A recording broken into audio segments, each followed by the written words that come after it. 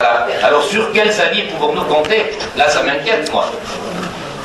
Et en plus, leur chef de file, monsieur Mamère, dit, lui, voilà, les départements doivent disparaître. Ils se présentent, alors qu'ils sont contre les départements, ils sont contre les conseils généraux, ils veulent les éliminer, et ils se présentent. C'est curieux, c'est très curieux. Je ne les ai pas entendus, d'ailleurs, sévères, tellement s'exprimer sur l'agenda 21, ce qui doit être fait au XXIe siècle. Nous avons été le premier département en France à nous lancer dans cette politique de développement durable. Nous avons même gagné des rubans bleus. Et nous avons vraiment initié, poussé, impulsé les communes qui ont réagi remarquablement à se lancer dans cette politique de l'agenda 21, comme d'ailleurs tous les collèges. Voilà, je les ai pas beaucoup entendus là-dessus, sur l'exemplarité en particulier du Conseil général. Moi, je me suis toujours méfié, je me méfie toujours des donneurs de leçons. Voilà.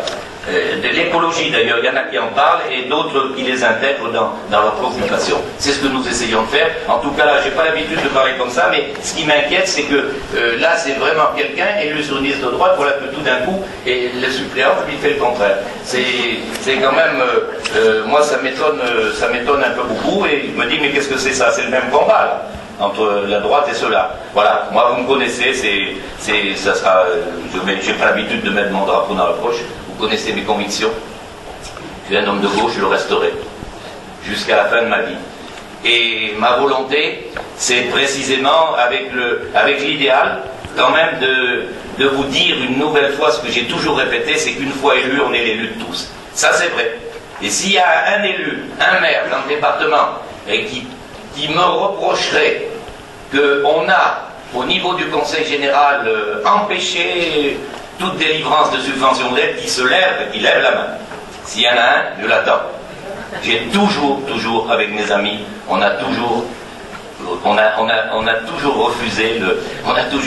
refusé le sectarisme. Parce que le devoir, une fois qu'on est élu, on est l'élu de tous. Et j'ai jamais refusé, et ici vous pouvez témoigner, vous me connaissez depuis longtemps, et j'ai vu beaucoup de monde, beaucoup de monde. J'ai essayé de rendre service, mais il faut avoir beaucoup d'humilité. Hein. J'ai essayé, mais j'ai jamais demandé, jamais j'ai demandé à une personne à qui j'ai pu essayer de rendre, à laquelle j'ai pu rendre service, j'ai rendu service, jamais je leur ai dit, vous allez me prendre la carte de mon parti. Jamais depuis si longtemps. J'ai le sentiment qu'il y a pas mal d'élus qui ne peuvent pas dire ce que je suis en train de dire. J'ai toujours refusé ça. Parce que ça, c'est dans mes tripes, et je ne changerai jamais. Voilà. Donc, c'est vrai que je monte un peu oui, je me mets un peu en colère quand je vois, n'est-ce pas, qu'on nous prête vraiment des actions, des sentiments qui sont vraiment pas les miens. Voilà, chers amis, on a beaucoup parlé, on a tout dit. Ce soir, je voudrais vous dire qu'effectivement, ce combat que je mène encore, cette réforme territoriale, qui, je le disais tout à l'heure, vraiment met le département en danger. Voilà. Le millefeuille, ils ont tout dit, mais c'est vrai que le millefeuille, non seulement ils n'ont pas réduit le nombre de feuilles, mais ils en ont ajouté 3, ils ont ajouté la métropole, le complexe métropolitain et la commune nouvelle. Et j'ai dit seulement ils ont retiré la crème, c'est-à-dire les subventions. Ils nous ont amputé nos ressources, comme l'a bien dit Jean-Marie Damien tout à l'heure, hein, et puis on nous a transféré des charges. Voilà. Et ça, jamais dans l'histoire de la République, jamais, on a vu, n'est-ce pas, un président de la République ou un gouvernement s'attaquer au binôme républicain qui date de la Révolution, département-commune. C'est la vie. Et de surcroît, dans cette loi, vraiment liberticide, on ajoute qu'on ne pourra plus, Gilles l'a très bien dit tout à l'heure, on ne pourra plus sortir de nos compétences strictes, c'est régaliennes, c'est-à-dire les routes, les collèges et l'action sociale. C'est-à-dire on ne pourra plus venir au niveau de l'environnement, au niveau des équipements sportifs, sociaux, culturels, et les associations. On subventionne au moins 2000 associations dans ce département, avec des salariés dans ces associations. Mais les communes font naturellement de très gros efforts. Mais si nous ne sommes pas là, rendez-vous compte, sur le plan culturel, je reçois sans arrêt des témoignages. Mais vous ne pouvez pas savoir le nombre de lettres, le nombre de témoignages pour nous remercier, qui nous soutiennent. Toutes ces compagnies théâtrales, par exemple, sans l'aide du département, mais c'est pas possible. On va à Saint-Loupès, inaugurer les scènes d'été en Gironde. Vous allez voir ça, je vous invite à venir. J'ai plus la date en tête, mais c'est une très belle manifestation. Il y a un monde fou. On fait des efforts formidables. Les scènes d'été, ça permet d'organiser, grâce au Conseil général de la Gironde, ça permet d'organiser, je crois, 400 spectacles vivants à travers le département, y compris dans les plus petites communes de la Gironde profonde.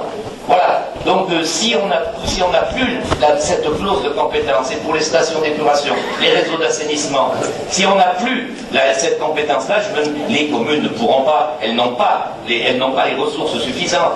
Elles ont besoin vraiment de la conjonction de l'addition des subventions de la région, du Conseil général et de l'État. Voilà, tout ça c'est vraiment une très mauvaise loi. Il faut gagner l'élection présidentielle naturellement de 2012 pour effacer cette loi. Nous ne sommes pas des conservateurs de tout craint. S'il y a des choses, quand il y a des choses qui sont bonnes, on les vote. Ça m'arrive à moi de voter des lois quand elles sont bonnes. Et je dis non. C'est d'ailleurs passé très juste, à une loi près. D'ailleurs, le président du Sénat Larcher a voté pour avoir la majorité absolue, alors que c'est vrai que c'est pas inscrit dans le marbre de la Constitution, mais en principe, le président du Sénat, le président de l'Assemblée nationale ne vote pas. C'est une règle qui n'est pas écrite, mais c'est comme ça, voilà. Donc ça veut dire que vraiment, ça veut dire que quand même le boulet est passé pas très loin, ça veut dire que des présidents de conseils généraux sénateurs ont voté comme nous. C'est-à-dire qu'ils ont compris à un moment donné qu'au-delà des clivages politiques, il fallait, quand il faut se rebeller, quand il faut se révolter, eh bien, ils se sont dressés. Malheureusement, il y en a qui dans les couloirs nous disaient qu'ils avaient voté avec nous, mais rendus dans l'hémicycle, c'était plus pareil. Ils n'ont pas fait confiance avec leurs paroles. En tout cas, cette loi est très dangereuse. Sarkozy n'accepte pas les contre-pouvoirs, que ce soit les départements, les régions ou les associations, il n'accepte pas les contre-pouvoirs. Tu l'as dit tout à l'heure, le matamor, là, c'est celui qui veut vraiment tout être partout. Il nous porte un tort considérable. Le pays va mal, chers amis. Ai-je besoin de dire au niveau de l'emploi, au niveau du chômage, c'est terrible. La vie est très difficile. Il y a beaucoup de précarité. Regardez dans notre département, qui n'a pas une histoire industrielle. Regardez à Ford, il y a pratiquement plus d'espoir. On est très très très mal. Il ne faut pas être fataliste. Parce que regardez en Allemagne, et là il renverse la courbe. Parce que quand il y a une volonté, il y a toujours un chemin. À condition vraiment de vouloir. Mais nous sommes là dans un royaume, n'est-ce pas, où le roi, lui, ce qui l'intéresse, c'est la jet set quand il fête son élection le soir de son élection Phuket, et que le lendemain il part sur le yacht de Bolloré au large de Malte. Avec lui, son système à lui, c'est que, bien sûr, les aristocrates continuent à s'enrichir et les pauvres continuent de s'approprier. Voilà, alors, chers amis, nos services publics aussi qui sont déglingués. Regardez l'école avec 60 000 enseignants en moins. La Poste qui n'a pas les moyens de sa mission. Les effectifs de police et de gendarmerie qui sont insuffisants. La montée de l'insécurité depuis l'arrivée de Sarkozy en tant que ministre de l'Intérieur et depuis qu'il est président de la République. Ça, c'est une des libertés fondamentales. En homme de gauche, moi je dis qu'il faut assurer la sécurité des Françaises et des Français. Mais ils ont des discours et c'est tout. Ils diminuent les forces de police et de gendarmerie. Alors qu'on a besoin 24 heures sur 24, naturellement. C'est bien sûr la prévention, mais en tout cas, la première des libertés, c'est ça, d'assurer la sécurité des concitoyens. Le pays va mal. Le problème, chers amis, c'est que les Françaises et les Français ne comprennent pas plus grand-chose. On sent qu'il y a véritablement beaucoup de malaise. On a regardé les sondages récemment qui révèlent, n'est-ce pas, une crise profonde de notre démocratie. En même temps qu'il s'agit d'être extrêmement attentif à ce qui se passe aujourd'hui et un avertissement pour chacune de nos consciences. Les extrémismes et les populismes qui grimpent, c'est extrêmement dangereux. La démocratie française est très profondément malade. quand on voit que plus de 50% des Français ne font confiance ni à droite ni à gauche, pour résoudre leurs problèmes, ça devient extrêmement dangereux. Il y a des réflexes de peur, de lassitude qui s'installent en nous, et de l'exaspération, d'autant plus qu'il y a une crise terrible, une crise profonde. Donc les extrémismes profitent de cette situation, et vous savez qu'il faut toujours se rappeler que Hitler est arrivé par les urnes. L'extrême droite, le fascisme est arrivé par les urnes. Donc il faut être extrêmement attentif, et je crois qu'on a besoin tous de réveiller les consciences et de défendre la République. Alors comment on est arrivé là? Vous savez, la responsabilité de Sarkozy est immense. Elle est immense dans cette décadence de l'esprit public. Et je crois qu'il devra rendre des comptes. Il a encouragé finalement, il a encouragé tous ces extrémistes, parce qu'il a fait en sorte, n'est-ce pas, qu'on instaure des débats. L'année dernière, c'était l'identité nationale. Et à présent, c'est l'islam et la laïcité. C'est-à-dire qu'il exacerbe toutes les tensions. C'est-à-dire, au lieu de rassembler un président de la République, ça doit rassembler. Et lui, il ne fait que diviser. Parce qu'il joue sur le fait que s'il se retrouvait avec l'extrême droite, n'est-ce pas, il pense à la victoire de Chirac, certainement. Eh bien, je crois qu'il faut véritablement, il faut démonter vraiment ce spectacle-là épouvantable. Il a dressé, n'est-ce pas, les unes contre les autres, les communautés, il a dressé les unes contre les autres les classes sociales. Et voilà, par conséquent, chers amis, le résultat.